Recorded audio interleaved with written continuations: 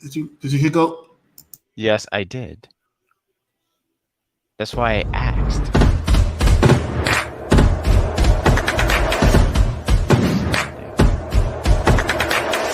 Okay, there we go.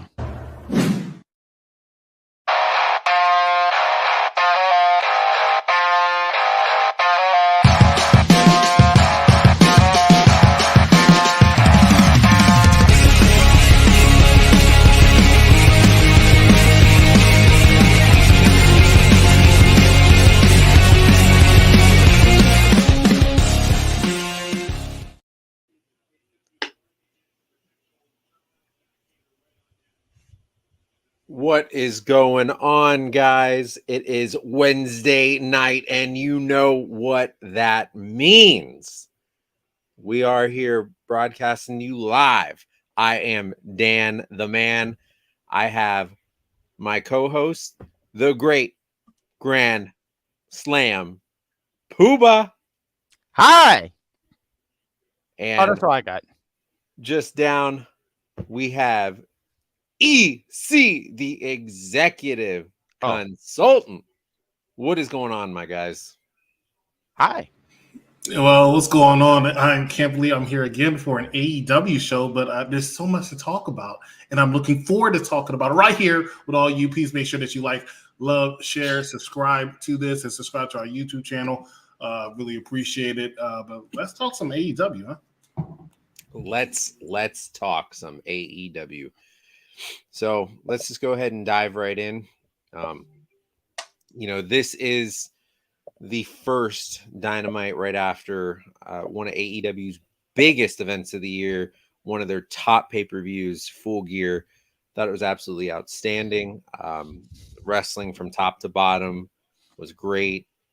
AEW really seems to always deliver on their pay-per-views, and sometimes it seems to be that their follow-ups on their Dynamite can be a bit of a letdown.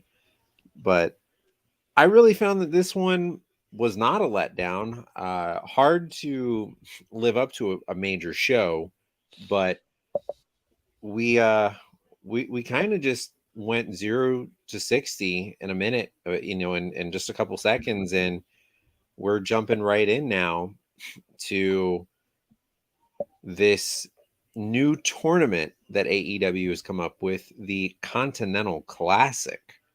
Now, this is made up of, it is 12 wrestlers. We have a gold team and a blue team. And it is comprised of some of the best that AEW currently has. This is supposed to be kind of a North America G1 climax. Right. And they are going to have a really interesting concept here, because not only are you going to become the Continental Champion, it's also going to be a Trios Champion as well, in the sense that you're also going to get the NJPW Strong Championship and the Ring of Honor World Title along with it. So this is pretty big. This is pretty big and could really launch some stars here. What do you guys think of this? Easy, why don't you take the floor first? Terrible idea. I'm so sick of it. I don't want to see another tournament. I don't need to see another tournament. How many tournaments do they need to have with another champion? That's the problem, right? So they're combining 3 championships to make one championship, but it's still a championship. And one of these championships is the Ring of Honor World Championship. I don't understand. If you wanted to have a championship that combines 3 of the promotions together, you have the TNT Championship, the AEW International Championship. They got stupid little belts for the Owen Hart Championship. There's certain ways they could have did it. I'm not a fan. Not a fan at all. It's interesting because now that you break it down, I thought it was a tournament for a number 1 contendership. Wait, this is to make and I understood there's a Continental Championship, but this is supposed to fuse titles? Is that what we're doing? Is that really the thing? Is what EC is saying is factual? It is factual. I did believe at some point, though, that the winner does get an AEW title shot, though. Mm-hmm. Because I was pumped about this because, one, G1, right? There's NXT does their own version of a G1. I forgot what the name of the The tournament it was breakout. called. Yes. No, not the breakout. It was like something so you can get a shot at the Heritage Cup. I forget the exact title of it, and I do a review on NXT. I should remember these things, right? But I'm like, oh, okay, cool. I thought this was a number one contender shot because honestly, for me, I'm all for Swerve to win this, honestly. But I forgot that they were trying to combine. I knew there was a Continental Championship, but then I'm hearing all this other stuff. I'm like, wait, what? Like, I must not be paying attention, which is kind of the norm for me. Pretty sad. Pretty sad. I smile all the time. But I'm glad that you have that. I just wish Me you were a too. little prettier. But I'm always pretty. so, but this tournament is not just a normal tournament. It is a round robin, and it's kind of they're taking It's a away. bird. It is a slight bird. It is a Thank slight you. bird. Thank you so much for that. But for those that don't understand what a round robin is, they're going to have a point system, and it's going to work off of wins, losses, and draws. Basically, exactly like hockey and soccer work. You're going to get 3 points for a win. You get no points at all for a loss, and you get 1 point for a draw. And we have some of the competitors that are in this tournament. We're looking at the likes of Eddie Kingston, Brian Danielson, Daniel Garcia, Claudio Castagnoli, Brody King, Andrade Idolo. And that will comprise your blue team. Yep. Your Gold. gold team is going to be John Moxley. John Strickland. Moxley, Swerve. Go ahead. Mark Rush. Briscoe, Roosh. Yes. Roosh. I said Rush. I'm sorry. Roosh, Jay Lethal, and Jay White. Jay White. Yes. I mean, to me, the gold team is pretty stacked here. I can concur to that. Not so much, and you know what? And I'll only say for Roosh because I don't think he's enough on Dynamite. So I guess you could say Roosh because of the talent, right?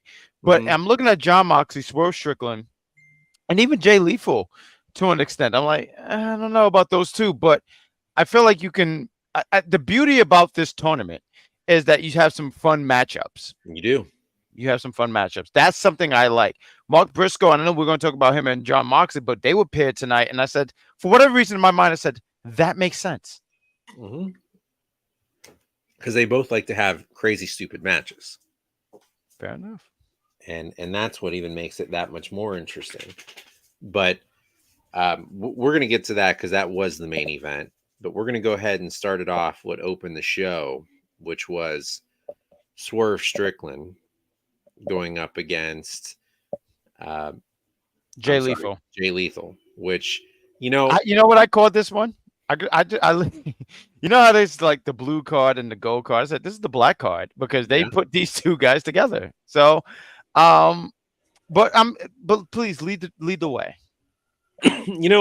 This was a match that I thought was totally unnecessary, that made little to no sense. But as it was starting, I realized I needed it. I needed this match because what this tournament does is it gives you virtually zero storylines, but absolutely fantastic wrestling. And Jay Lethal can go. And Swerve Strickland can go. Yeah. And Swerve, let me tell you this right now. Swerve Strickland is quickly becoming AEW's rising star.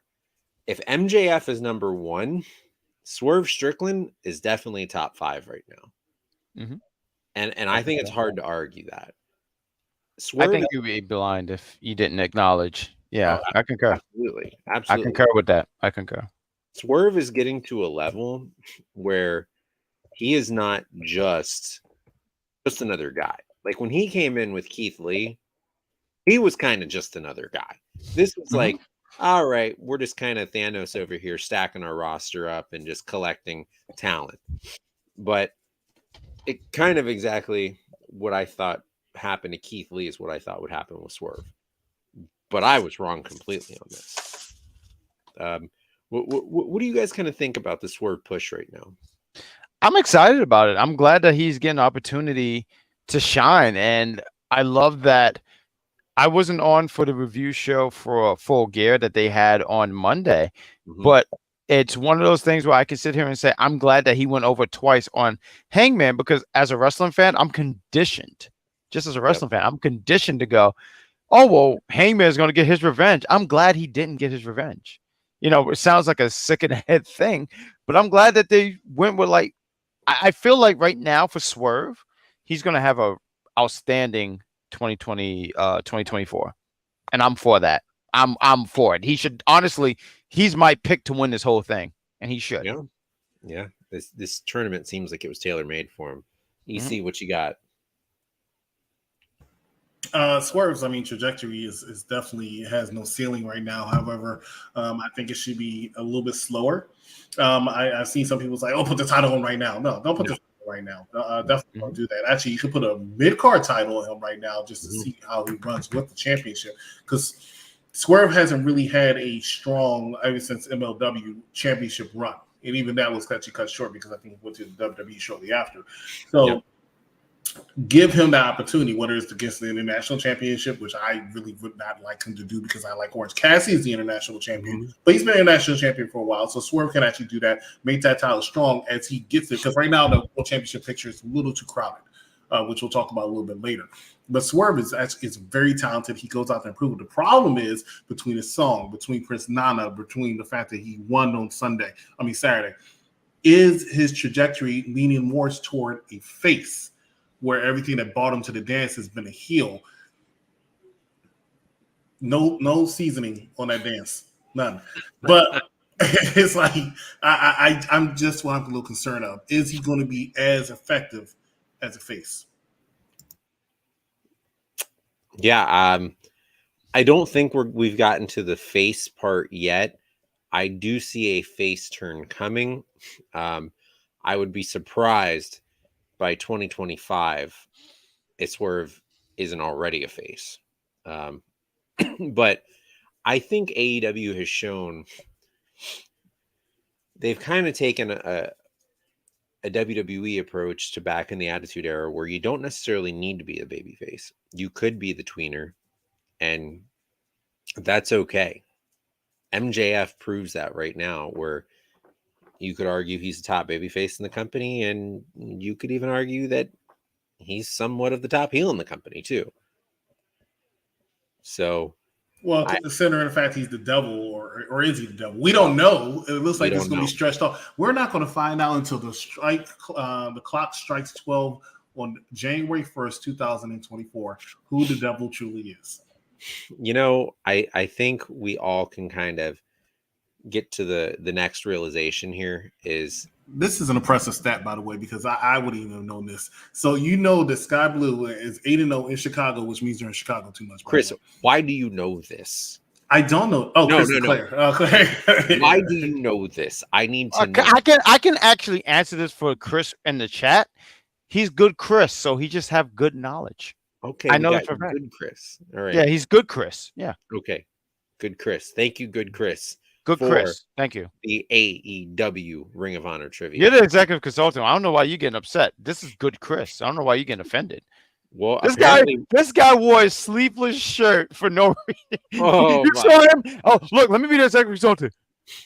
I can do that too. This is not an executive consultant attire right now. It's not, but we were running late and I had to throw a shirt on real quick. We were running late. Thank God. I can't with this guy right now, man. Oh, that's why I'm invited on the show. So this brings us to our next segment here. By the way, Swerve did go over Jay Lethal in what was a pretty good match. We now cut to the back. There's an interview with OC Hook and Shibata. Renee Paquette is starting this off, and Wheeler Yuta comes out and the remarkable Renee Paquette. I'm sorry, what was that? The remarkable Renee Paquette.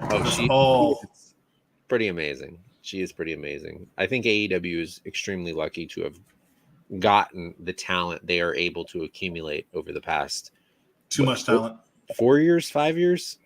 4 years, but it's too much talent. I mean, I think they have the second best roster in all of wrestling right now. I mean, there's only 2 rosters in wrestling. Stop it. Stop it. I mean, shout out to not TNA. Shout out to NWA, who just, their episodes are now on the CW app. If you have not checked it out, please go ahead and check it out. We might end up having a show about them sooner or later.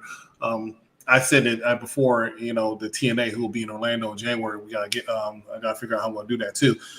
Has a very solid roster also. So I see what you're saying to a certain extent, but realistically speaking, when you talk about rosters, you can only talk about WWE and AEW. Now, you're talking about the top 2. Yeah. Granted, you can split the rosters up in WWE. You have Raw, SmackDown, NXT, and then I might have to put AEW's roster is too large. I keep saying it's too large. It is too large, but they're slowly contracts are expiring. Talent is moving on from the company, and they needed to have a large roster to get people to kind of bite and jump into the initial phases. And it was very indie-rific to start off, and they were able to accumulate talent along the way that some was homegrown, some did come from Ring of Honor, some did come from WWE, some did come from TNA or Impact, and whatever, NWA, New Japan. There's a lot they were able to do. One of the great things that AEW does is they really kind of cross the line where they are a major wrestling promotion, but they also do partner with other promotions and indie promotions. And I find that very fascinating. And I think that's great for wrestling to get more eyes on products and to give you more dream matches. But I think that's something we really should, not take, I think the right words that I'm looking for is don't take it for granted, because this is an incredible thing that we're seeing, because it's something we haven't been accustomed to over the past 25 years. So now just kind of jumping back into this interview, Orange Cassidy had this big segment that, he wanted to have his announcement, got totally cut off, and Wheeler Yuta is going to get back his Pure Championship, which, let's be honest, does anybody even care about this Pure Championship? I don't care about most of the championships in Ring of Honor or AEW, but what I do care about? Look at this new background we have here for our AEW show with the snow and the ice. And the only reason I'm going to mention this because I wasn't even paying attention to it. And then I heard this little jingle in Dan's background, and it brought up, it went perfect with the background. And so I just wanted to mention that. Shout out to Mike Knox who did this. Shout out Mike Knox, man. Look at that. Look at that. The snowman is here. Down there with Swerve and Prince and Nana. See, but the thing is, this is an NWA, so we can't have the snowman here today. That was a funny. I'm not even gonna hold you. I chuckled at that. They still got what they needed to get, which is they still got what they CW, needed. and because CW is getting NXT, Yep. That might help. 2024. It might. That might help them. It might. Were they in trouble and I didn't know about it? I don't talking about CW? No, I think it might help out NWA. It will. A couple months ago, Corgan had an interview and he talked about how much he admires WWE. There might be some women works back there. Anyway, go ahead. My only biggest thing is I don't. So the app, right? And I spoke to you earlier off air. My biggest thing with the app for me is I would love to watch NWA, right? I know it's on YouTube. Fantastic. That's great. But it's on the app. I take the subway going to work. I can't download it on my phone. So it doesn't help my travels. Why can't you download it? Because that's how the app works. It's not because of me. It's so Netflix, right? Or Amazon. We do a cheap plug. We do a review on Invincible. I can download it on the app, and then on my travels, because I have no service in the subway, I can watch it. I can't do that on CW app. It sounds to me like this is a personal problem. No, it sounds like that's a CW problem because it ain't on me. It sounds like an Apple product. No, I'm sorry. Is that something? Anyways. I was gonna say, do you guys can do that on Android? Because I can't do it on my phone. You know, Android. You can do anything. Apparently, you can do anything. You can do anything. Except be happy. Well, let's move on. Or sleeveless shirts. That's fine. So we get our longest reigning AEW champion coming to the ring with his brochacho, Adam Cole. Baby! Now, this segment felt a little strange, kind of unnecessary. Adam Cole is back in the mix now. I think it was more of kind of that flex. You saw MJF kind of resort a little bit back to his old ways where, Samoa Joe was coming out. MJF's getting cocky. Samoa Joe's like, I want to cash in. I want my title opportunity.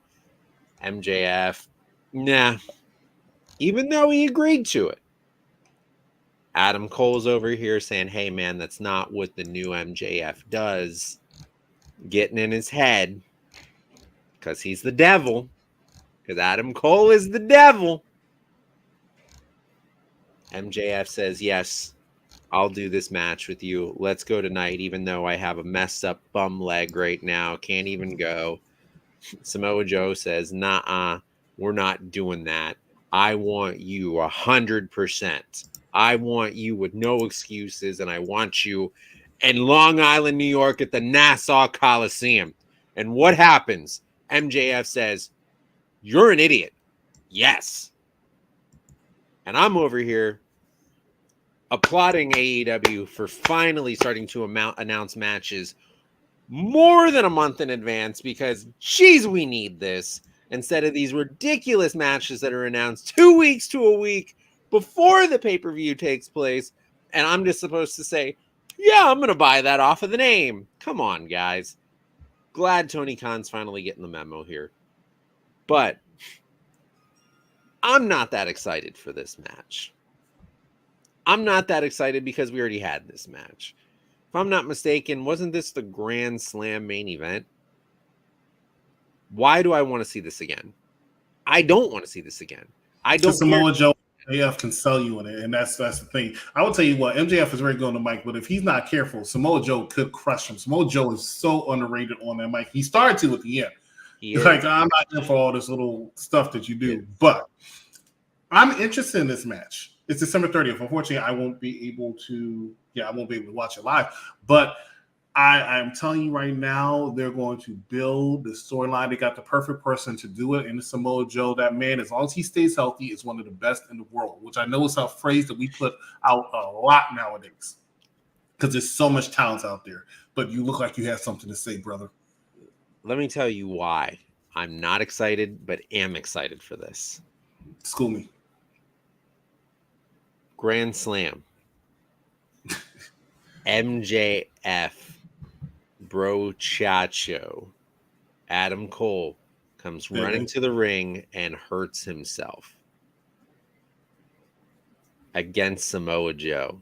Now, we're going full circle here, and Samoa Joe is going to be in the main event against MJF at Nassau Coliseum with MJF going to be with Adam Cole going to be there now too. This is a story that they're putting in place right now. Oh, lovely lady.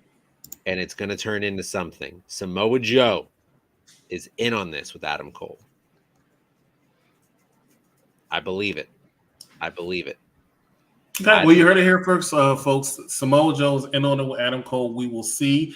Adam Cole did lay it on pretty thick later when he was with the remarkable Renee Paquette. He said, I'm nowhere near ready. Or maybe he said it in this segment. I don't remember. I'm nowhere near ready. I'm going to be quite a while longer. I'm not even ready for it. So that's already throwing you off. So you know he's a little closer to be ready than you think. Way closer. So you might have a possibility, but the only way I would see that working is Samoa Joe wins the All Elite Wrestling World Heavyweight Championship. And I don't see that happening. Probably not. I think the person who's going to take that championship from him is going to probably be either Adam Cole, baby, or actually it has to be. It just has to be. Wardlow's not ready. I think he's a credible threat, but I think if you have him win the championship, it will be a letdown. Samoa Joe is a little bit more ready, but I just don't see it being Samoa Joe because you have to have that Wardlow MJF payoff before anything happens. Great Grand Slam Poopa, do you have anything? I do. First thing, I watched Scott Pilgrim, the anime, and he made a lot of Sonic references. I have a Sonic thing. I just wanted to throw that out there. Wow. My next thing I wanted to throw out here is that you talked about Samoa Joe winning the championship. I can understand everything that you're mentioning and what you're saying, but I kind of can see Samoa Joe being he lost the first time, right? He lost that Grand Slam. What's to say that he doesn't win it to end the? He's supposed to face him at World's End, right? That's supposed to be the matchup, right? Part of me can kind of see that happening. Some kind of screw job, some kind of reveal about the devil. For whatever reason, there's a small part of me that could see him taking it off MJF. Samoa Joe, I'm sorry, MJF is not leaving Nassau Coliseum with the AEW Championship. I'm telling you that right now because they're still playing up the contract situation for 2024. They got to keep you guessing, and this is where the big reveal is going to be. So I'm telling you, you can't send Nassau Coliseum home happy. I would like to see Nassau Coliseum in Long Island, New York go home a little happy. I have a little soft spot in my heart for that because that's where Evolution was. And I was at Evolution. Shout out to Evolution. Ladies and gentlemen, we're going to take a quick commercial. I already know what this is about. Anyway, I'm going to take a quick commercial break. We'll be right back. Stay with us. You're watching you're watching Unpopular Review. Next segment we have Wesley, the greatest North American champion. Yes, I said it there. Executive consultant. There we go. Let's get that a little louder. Whoop, whoop, whoop. The greatest North American champion. He talks about his taking away his time away.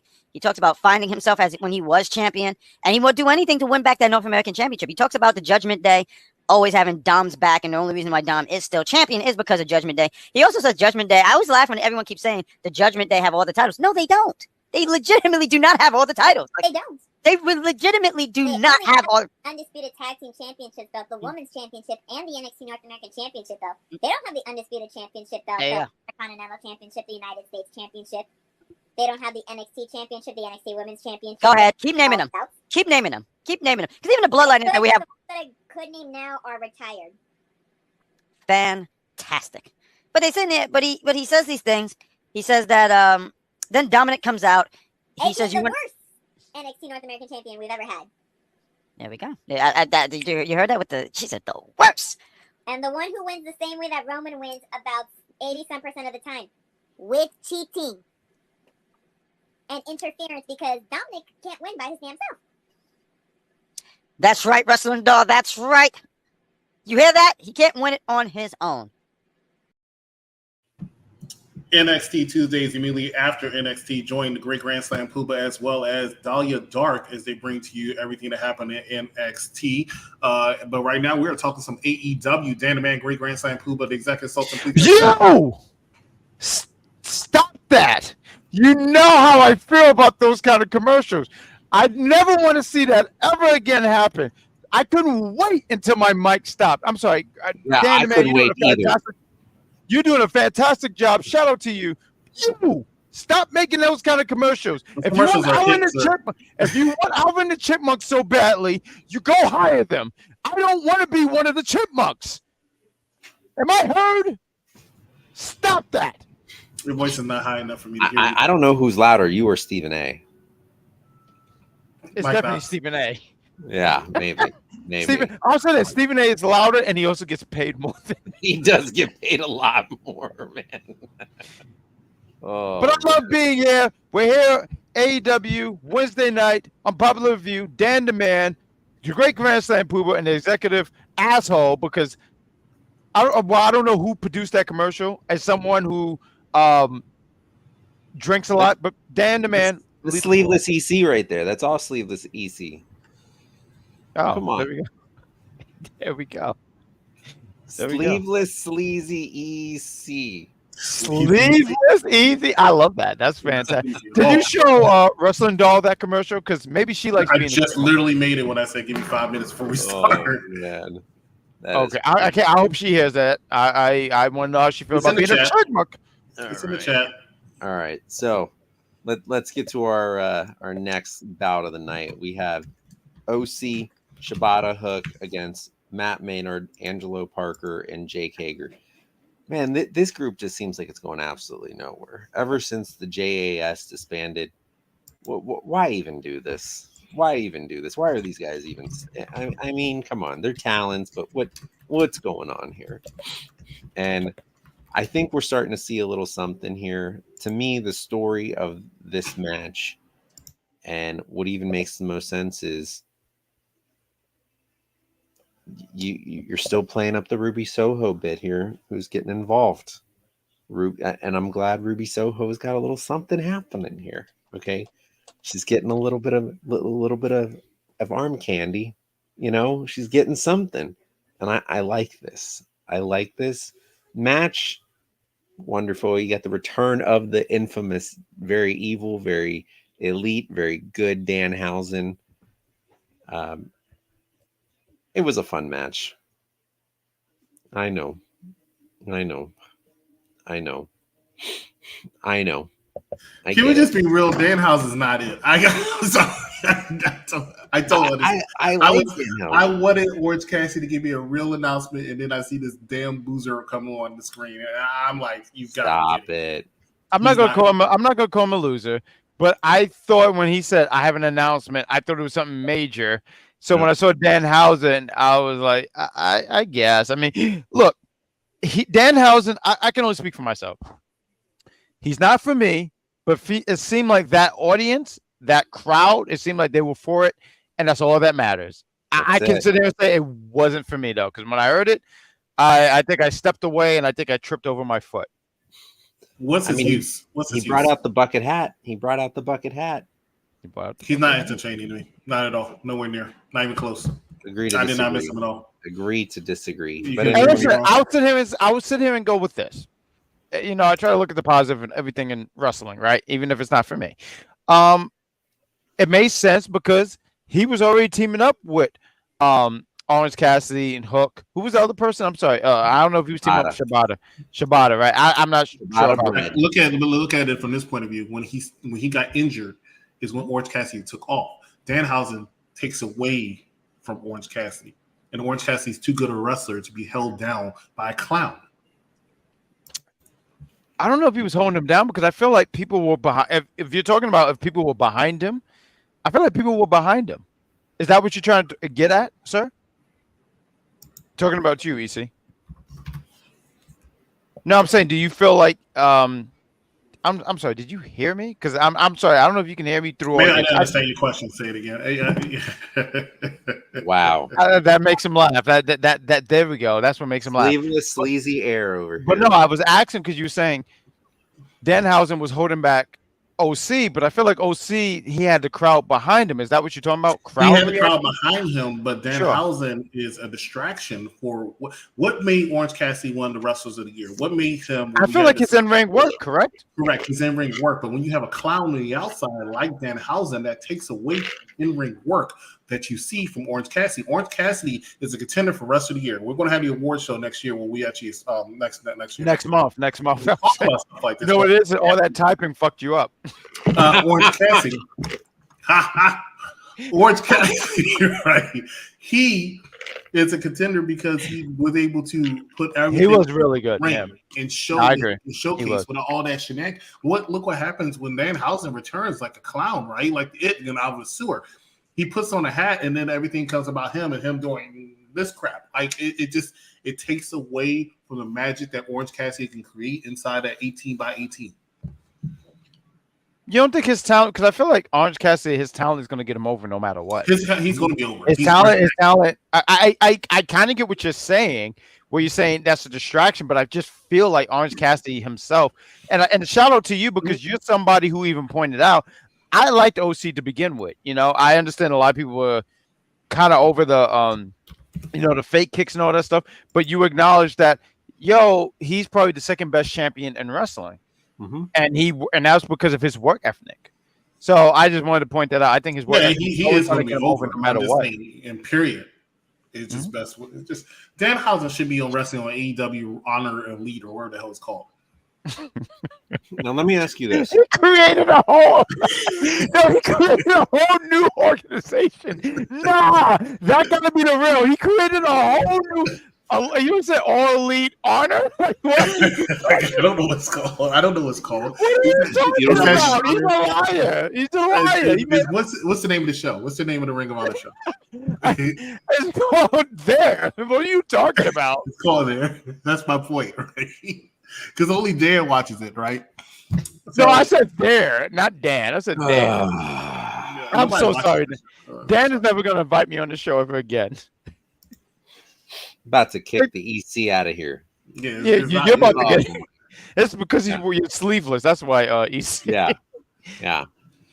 This would have happened if you had sleeves, you jerk. Apparently. Okay. Hey, take the floor, Dan, please. Now let me ask you guys this. Sure. If OC was ever in WWE, would his character translate over there? I don't think so. I think in NXT it's rough. Yeah, no, NXT sure, but you're talking about main roster? Nah, I don't think he will get reactions. He will get cheered, but it'll be along the lines of like R-Truth. And I'm not saying they're going to use him as a complete joke, but he will never be utilized as a I can agree with high caliber level superstar because he would not make it in WWE. I would sit here and go, he has so much of a better chance in NXT.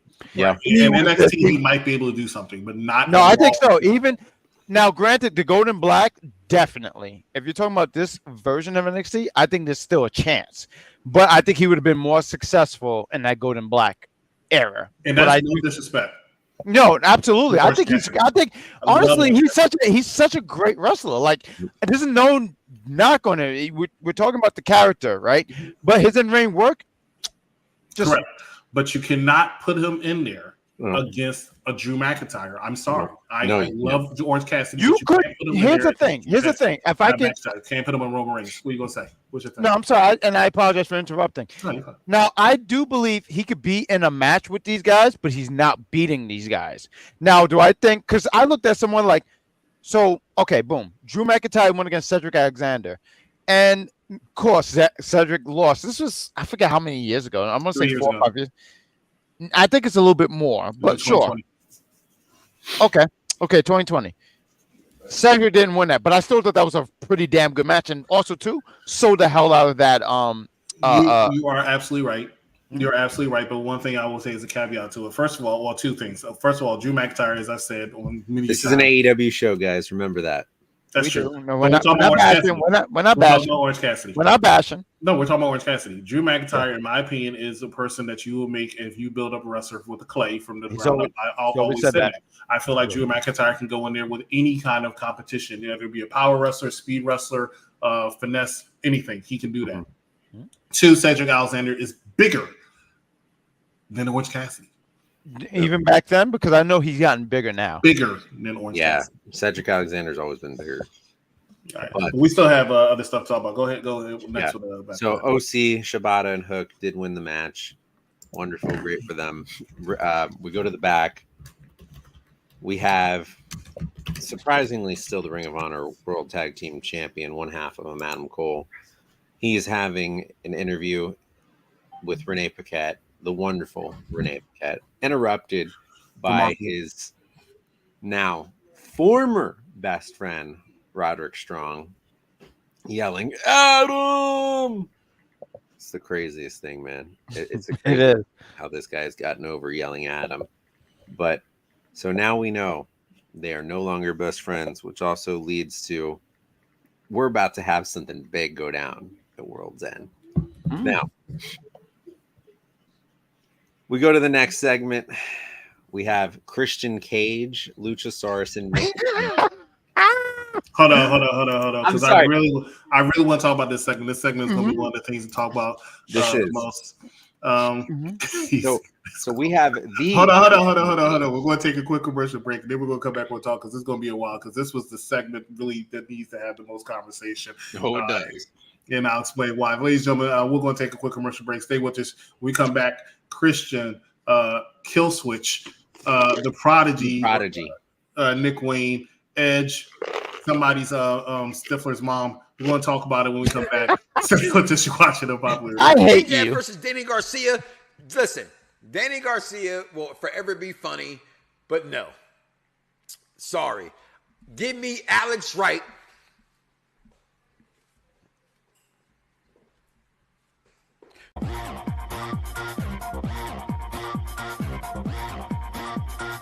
Das Wunderkind over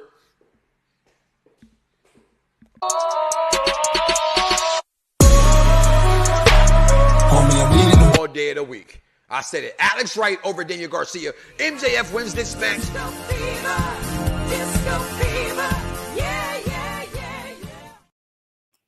You know, every time I think about Alex Wright, I also think about Disco Inferno. I know what you're about to say, and that's only because his was a lot shorter. Okay, if his was over a minute, I don't want to hear that at all. You know it. As soon as I saw it, I said, "Wait, so he's not a chickmunk?" But you, I'm glad that you have your hands on your head, because what the hell was that about, dude? As soon as I heard his normal voice, I said, "So you make me and Barbara a chipmunk?" I don't think that was his normal voice. I think he had to put that in. Yeah, that's the problem. Do you see what the problem is here, Dan? I'm sorry. I know I come off like a madman because I am. But here it is. He sped up my stuff, made me sound like one of the damn chipmunks, and then he sit here and give... No. Somebody get this guy some tacos.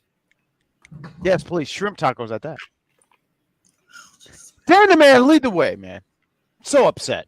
So, we have I'm gonna cut you out of this. The new kill switch. Formerly known as Lucha. What are you eating? That was great. We have the prodigy, Nick Wayne. Guys, I don't even know where to start with this segment. I do. Listen, real quick, and doing a fantastic job hosting. I thought the intro was great because it said 9, 8, and all the numbers, but it would be like legacy. Prodigy, not prodigy, but like father, all these things, and I thought it was so good. I thought that was so great. I wish I remember every last thing that said when the numbers were going down, but I just thought that was so good. And I saw it on Twitter. I'm gonna look it up, but please keep leading the way. I'll try to look at it real quick. Yeah, I mean, this was one of the strangest segments, promos I've seen in a while. Christian Cage is gold in the ring, just on the mic alone. We don't even need this guy to wrestle, but like 4 to 6 matches a year. All we need is this guy to come out, cut these silly, crazy, fantastic promos. And Christian has made me interested in Nick Wayne. I don't know how he's done that, but he has made me interested in Nick Wayne. And he's also made me somewhat interested in Luchasaurus at this point. Kill Switch. Up. I think that's a better name. I'm sorry. I know those people in Chicago disagreed. I thought Kill Switch is a much better name than Luchasaurus. I take him much more seriously now. He will not be known as it. This won't last very long. Should. We can see the writing on the wall here. We can, I mean, in my opinion, we're going to get Edge comes out, saves the day. Nick Wayne's mom ends up, having to watch her son take a concerto. Was anybody else concerned about Steffler's mom? Because let me tell you, she got bumped, she fell, and somehow this knocked her unconscious for 29 minutes. And it was crazy. Yeah, it was completely crazy. This was Jerry Springer. While the prodigy Nick Cage went out and got these chairs. Now, I don't know what happened after that. I was like, does he look like he wants to do it? Does it look like he doesn't want to do it? I mean, I was so confused. Killswitch tries to save Stifler's mom, but at the same time, then, I guess he decided he was going to go ahead and hit her with the chair. It was a little confusing at times, but such a great segment until Edge came out and ruined it to try to steal the spotlight like he always does. Adam Cole wasn't there. No, Adam Copeland was. F you. But the thing I wanted to get to is he called his thing as it was going down. It said devoted father, and I think it said patriarch for his whole thing. Those are the only 3 things I got. I looked on Twitter. I just thought that was fantastic touch to one Christian Cage, who has been doing some of the best work, man. I mean, the son he never had.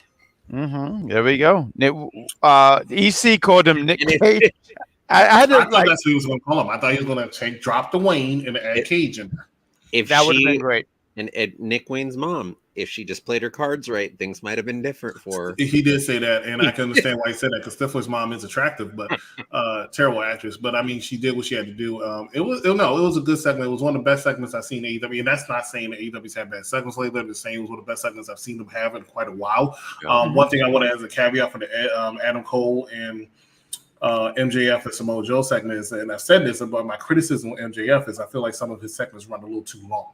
Yep. I felt like his segment earlier today ran it a little too long. It was giving you a direction, but like I said, when you have a talent that's that deep, right, and on a 2-hour show, you might want to cut your promo down from the 15 minutes you take every single time to maybe about 8 or 9.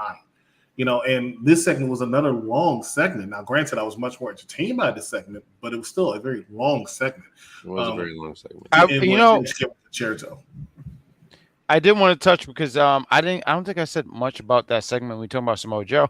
You were saying some great things there, EC, but I also think too you exposed MJF. I mean, I think MJF as a talker, he's good, but I feel like lately he's been exposed to be somebody who, like, Samoa Joe is a great talker, like very, very good, to the point where something you said earlier, and I don't think I got a chance to touch on it, but like it was almost like he had to hold back for MJF, if that makes sense. Like he had an opportunity to wreck him, and I think MJF is pretty solid on the mic. I do. I think he's definitely is good what he does, but Samoa Joe is just up there.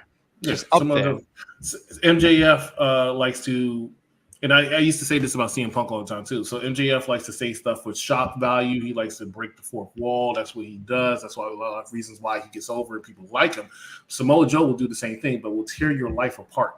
Everything the Christian says, Samoa Joe will actually implement in his verbal laceration of you.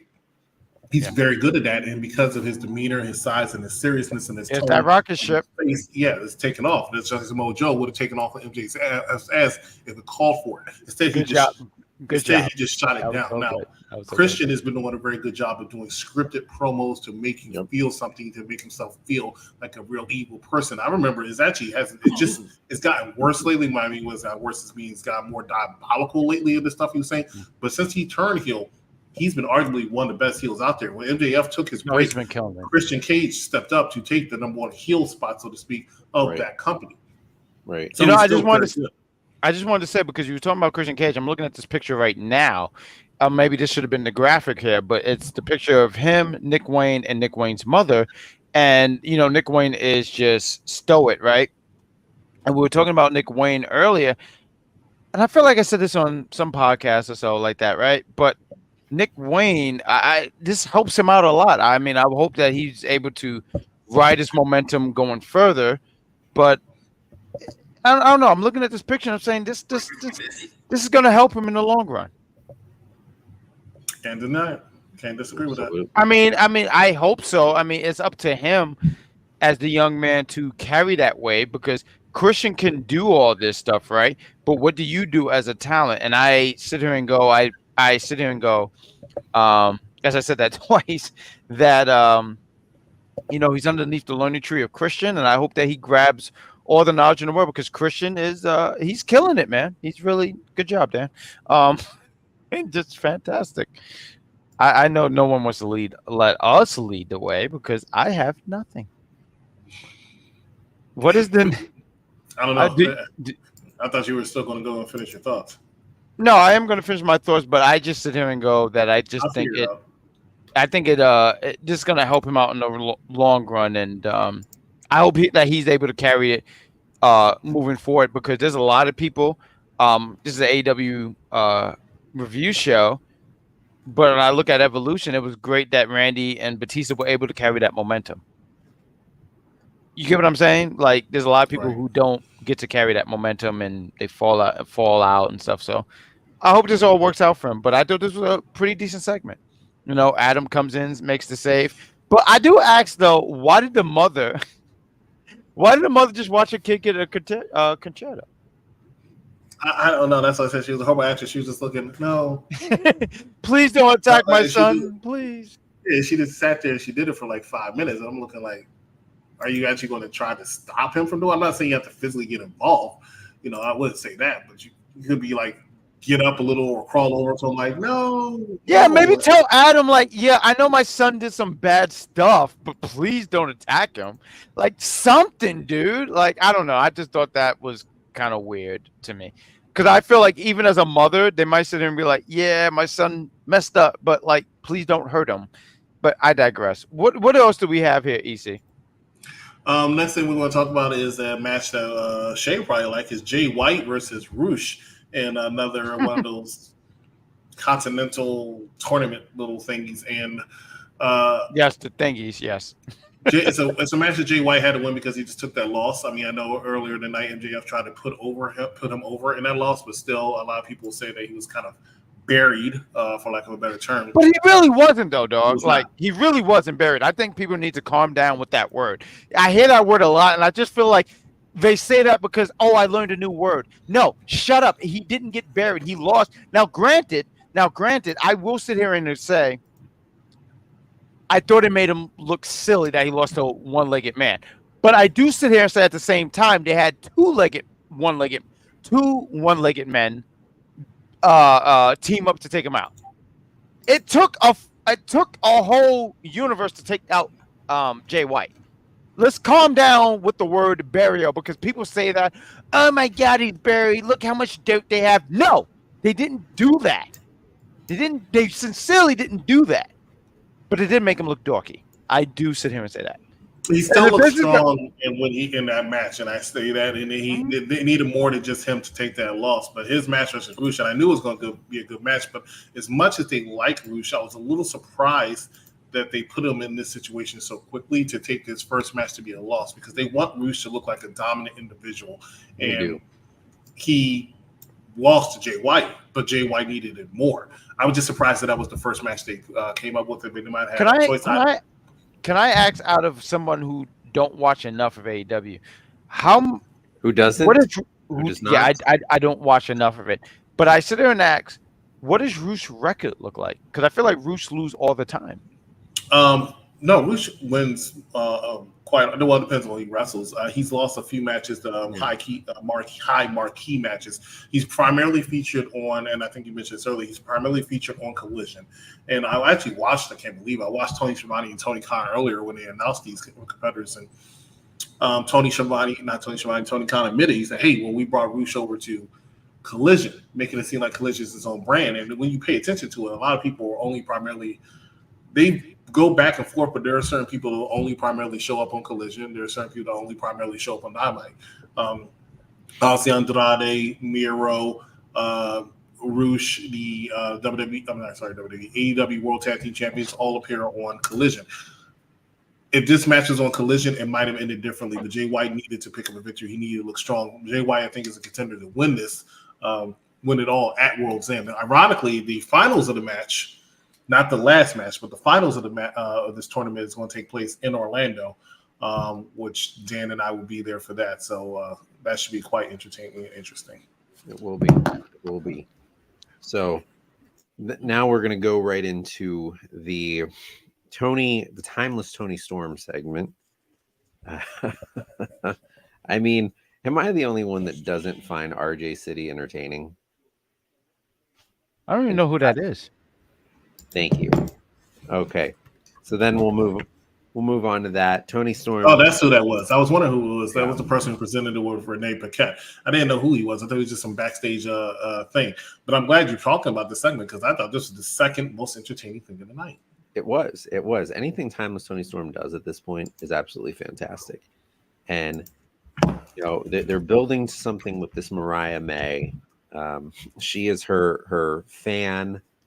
And this is going to go somewhere. I don't know where it's going to go, but it will be going somewhere, and I am very interested in this. And Tony Storm is thanking Coney Khan, the wonderful people of Warner Discovery. She's taking on her big moment and her big award. Thanks to the little Tony Storms. Stay in school. Maybe learn a trade. I mean, she's fantastic. She surely cracks you up. Now, I'll say that Timeless Tony Storms and this it was just fantastic. The fact that they presented it as an award and she actually looked shocked, like she was somebody that wasn't sure she was going to win it, all the way up to Mariah May being the one that presented her to it. I just thought she plays the role very, very well. Nice tease to have Skye Blue come out and stare her down a little bit as possibly her next challenger, because the way they're setting up the Toni Storm, Mariah May thing is kind of somewhat, not completely similar to Trish Stratus and Mickie James, and I think that's the direction they're going. So, loved it. Loved Toni Storm in this segment. Loved everybody working players. I don't know what RJ City did to you, but he didn't seem entertaining to me, so I guess I'll jump on your board and your bandwagon, then, man. Great Grand Slam. Puma, did you have anything to say about as far as timeless Toni Storm or Mariah May or Skye Blue or anything before we get into their triple threat match? No. I take your result. Okay. So Skye Blue is going in against. We have a triple threat: Skye Blue, Ruby Soho, and Anna Jay. I'll tell you this: Anna Jay has really grown a lot as a competitor. I'm impressed with her growth. She is not necessarily on the highest level right now. I'm sorry, what was that? I'm talking to Ron because I know his little. He's looking for something. Go ahead, my bad. Go ahead. She's not, a world beater right now, but she's gotten better, and we've watched her. And when she first got in the ring, she was absolutely atrocious. The whole AEW women's roster. I mean, you had Serena Deeb out there as your main one, and nothing against Serena Deeb. Fantastic wrestler. Serena Deeb has already had her moment. That's not who's going to put butts in the seats. So you need to build the talent. All right. And, we've moved past the Nyla Roses. We've moved past... Ron's typing something. I'm sorry. I can't with you guys. No, I see what you're saying. I agree. I want to talk about the true star of this match, and I think the true star of this match has been Ruby Riott. I think Ruby Riott. See, I knew it. I think Ruby Riott has just been fantastic in this feud, and it's the only thing that's keeping the former JAS relevant because you like to see what happens with Anna Jay in this triangle. Mm-hmm. So really good way to showcase this and make this seem like a relevant storyline, which case, let's be real, it's not. Right? It's not, but it still does work. So I'm really happy and I'm really proud to see it. I think it did, I'll say it again, it did what it had to do, and it was very solid. So give it a little bit of credit. Great Grand Slam Puma, did you have anything to say about this segment? Talking about this match, this triple threat match, I missed a good portion of that, but Skye Blue winning, it makes sense. They're doing this tease, right, with who's it, Magic Hands? I'm sorry, I always mix. It's Daddy and Magic Hand or something like that. I'm sorry. Cool. One of them was what is it? Daddy Magic. Daddy Magic. There we go. I know one of them is interested in Ruby Soho. Cool. Skye Blue winning, and that's cool. I mean, that's good. I mean, it seemed like they like her a lot. They like her a lot, and I think you were saying some really amazing things. You're talking about the growth of Skye Blue, correct? Like her growth, and yeah, good for her. Who did she pin? Did she pin Anna Jay? Because I honestly missed this match. Are you gonna watch any Dynamite, man? Or is he watched Dynamite? He just missed some areas of it because he was drinking. It's a little bit of that, and also too, I obliged to a certain woman in my life called Mama. So yeah, I missed a few. Always obliged to Mama. Fair enough. All right, we got a main event to talk about. We'll take our last quick commercial break. When we come back, I swear to God, if it's a chipmunk commercial with me, you're gonna hear from me. You better be careful what you pick. Can we just roll it? Universal Pictures presents everything you always wanted to do in high school with everyone you always wanted to do it with. They're the students of Ridgemont High. Brad Hamilton, the fast food king. Charles Jefferson, a man with a mission. Linda Barrett, not exactly the girl next door. See Fast Times at Ridgemont High. Fantastic. Next movie. Thursday, we are going through our the last Thursday of the 1980s month that we are doing. This is Mike Knox's pick, movie I have not seen That's a yet. terrible pick. I'm sorry. All I heard was the girl who's next door, but she's not. What is that? So she's nasty. I have no idea. We're going to find out when I go watch this, probably when I come back from Chicago late next week. But very, very good. You've not seen that movie? Never seen that movie. Never even heard that movie until Mike said something about it a couple weeks ago. You seen that movie, Dan the Man? He said it was a good movie. 5 times. Oh, Dan, I can tell I'm not going to like it. Okay, ladies and gentlemen, we are talking some AEW Dynamite. Dan the Man up there, Great Grand Slam Pooba. I'm the executive consultant. I'm going to tell you. Like, love, and share this movie. I'm going to share this episode. Oh, but I've been drinking. I've been drinking. I have not been Matt drinking. Riddle's character is basically off of Spicoli in that movie. Okay, luckily Matt's not watching this. Okay, all right, Dan the Man, go ahead and talk about this main event. Anyways,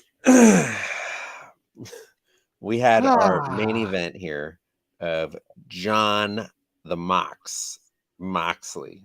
The Mox. He is the Mox. He's coming out The with all blood of his sensation. Mox. He is killing it. He is tearing it up, going against Mark Briscoe. And let me tell you, I was honestly surprised in this match. Honestly surprised because it's not a John Moxley match until John Moxley is wearing a bloody crimson mask. But we had the opposite. We had the Briscoe. We had Mark Briscoe coming out here totally bloodied up. Dude looked like he was coming out, he was Carrie from the movie. I mean, this was absolutely disgusting. This was one of those. It was a great match. I thought for only 10 minutes of the TV time that they had, they made the most of it. It worked. This was this is really going to show how great John Moxley is, how great he can be, and I think it really showcased how great also that Mark Briscoe can be as a singles competitor. And I'm hoping that they can get him more involved, get him more into things, and we could see more Mark Briscoe.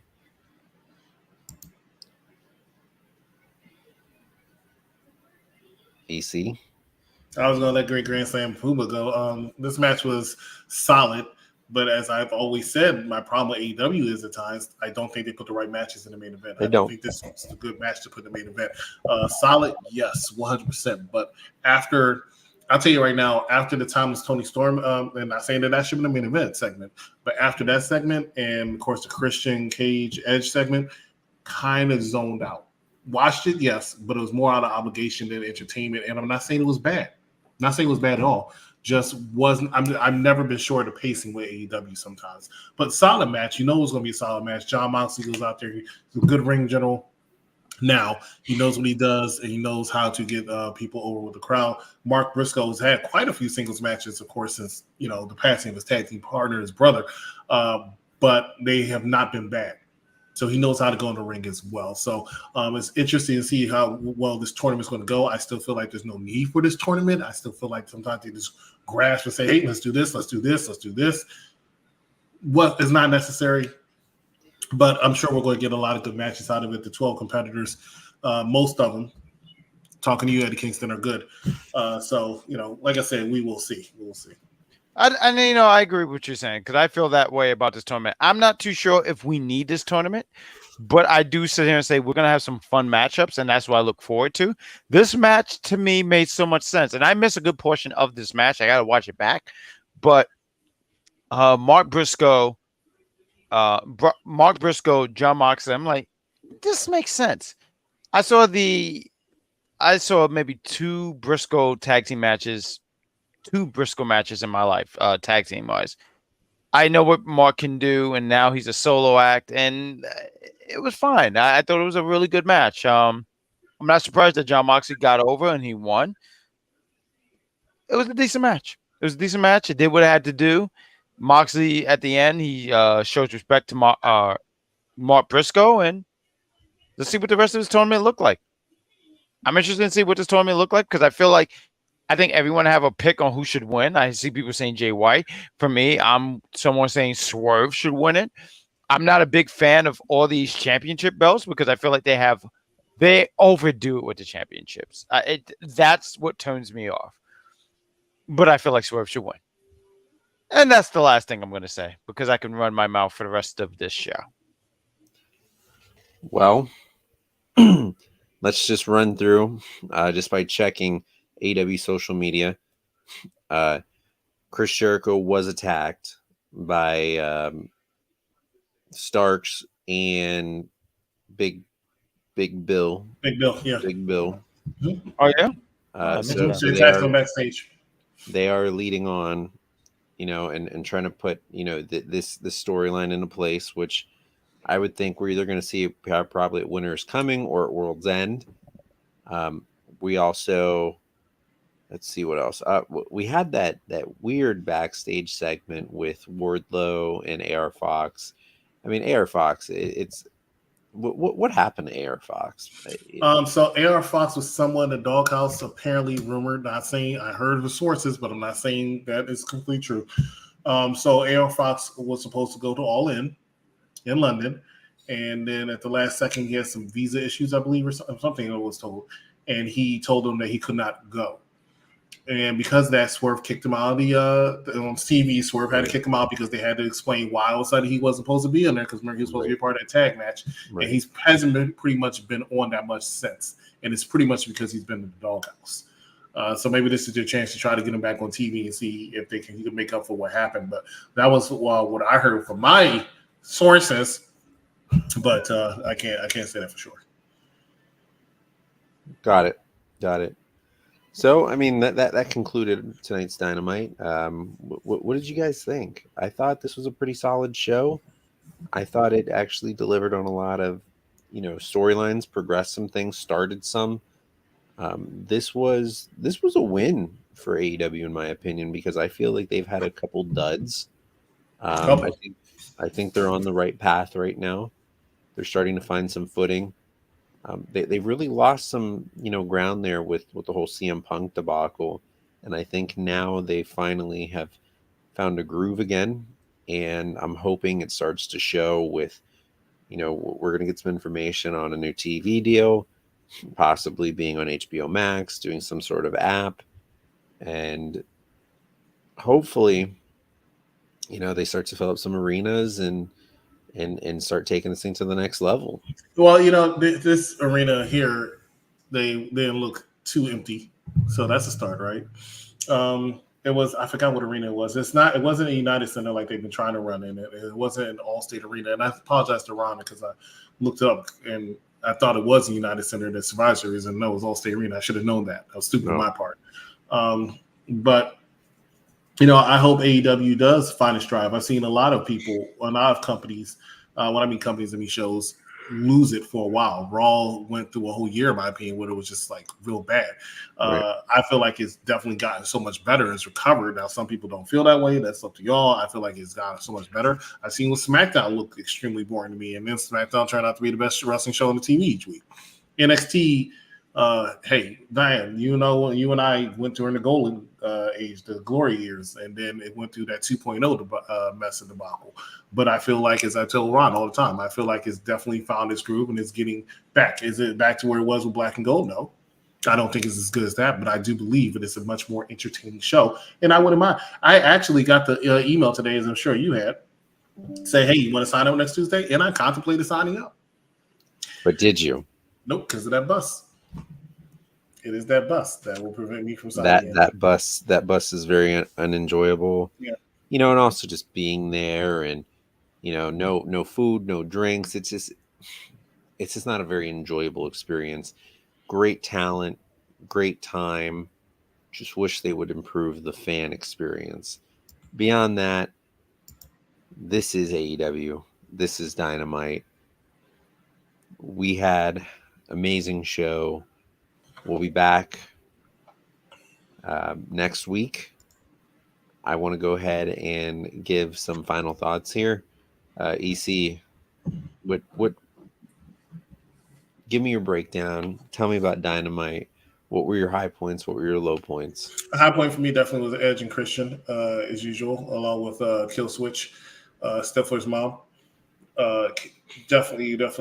Nick Cage, good shot, good time. Timeless Tony Storm killed it as always. I like the MJF Samoa Joe segment. I didn't like when it was MJF and Adam Cole talking. I feel like they've been doing this for months now, 3-4 months when they get in the ring. Oh, my best friend. No, let me go ahead and placate to the crowd. I'm a little tired of it. Be real. It's annoying.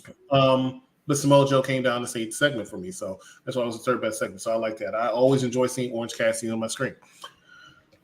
Some lows of it for me probably was Danhausen returning.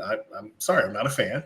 I don't think that main event match should have been the main event match, and I'm not sure if I would have popped Jay White and Rush in there immediately for their first match, because I don't think either one of them should be taking an L. But that being said, I agree with it. I think it was a solid show. I'm not giving it an A. Teetering on a B-, but I'll give it a B.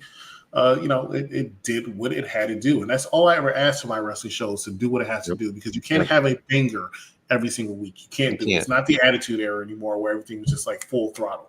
You would like it to be, but it realistically can't be. So I am happy with just an enjoyable show that I can watch, sit back, and talk about. And this did it for me. Absolutely. Did this show make you interested in watching Rampage on Friday?